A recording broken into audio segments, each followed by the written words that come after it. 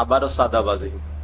এবার চট্টগ্রামে 8,000 এলাকায় আবারও চাঁদাবাজি। 50 লক্ষ টাকার চাঁদার দাবিতে এক ব্যবসায়ীর বাড়িতে মুহুর্মুহু গুলির আওয়াজ শোনা গিয়েছে। সিসিটিভি ফুটেজে স্পষ্টভাবে দেখা যাচ্ছে 7 জনের একটি দল, তাদের ভিতর 4 জনের হাতেই অস্ত্র রয়েছে। পর্যায়ক্রমে সেই বাড়িতে গুলির সময় জানা গিয়েছে কোনো ব্যক্তি ছিল না, সেই জন্য কোনো হতাহত ঘটনা ঘটেনি। এখন দেখার বিষয়, এদের পেছে কারা ইন্ধন দিচ্ছে, কোন রাজনৈতিক দল জড়িত, বা কেউ আদৌ কি জড়িত আছে কি? এরা কই থেকে এত শক্তি উপার্জন করছে, অস্ত্র কোথা থেকে আসছে,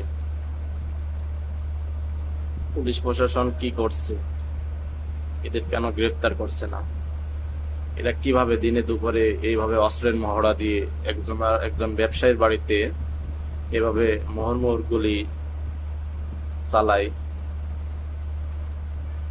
আসলে আমাদের দেশটা এমন পর্যায়ে চলে গিয়েছে যে একটা খুবই বিপজ্জনক পরিস্থিতির মধ্যে দিয়ে পার করছে আমরা।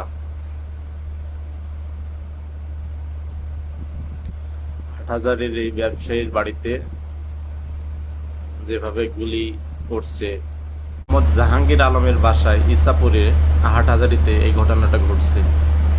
পুলিশ বলছে এখনো মামলা হয়েছে না, মামলা হলেই তাদের ব্যবস্থা নেওয়া হবে। তদন্তের স্বার্থে তাদের নামগুলো এই মুহূর্তে বলা হচ্ছে না। তো এই হলো আমাদের বাংলাদেশ, যে মামলা হবে তারপরে তাদের বিরুদ্ধে ব্যবস্থা গ্রহণ করবে, তার আগে প্রশাসন কোনো ব্যবস্থা গ্রহণ করবে না। আমরা জানি না আমাদের প্রশাসন কবে এদের টনক নড়বে, কিভাবে একটা সুন্দর সুস্থ মানুষ বেঁচে থাকবে। এভাবে দিনে দুপুরে যদি মুহুর্মুহু গুলি করে একজন ব্যবসাটা কিভাবে দেশে ব্যবসা পরিচালনা করবে? আর সাধারণ জনগণের নিরাপত্তায় কোথায়? এটাই আমাদের এখন দেখার বিষয়। দর্শক,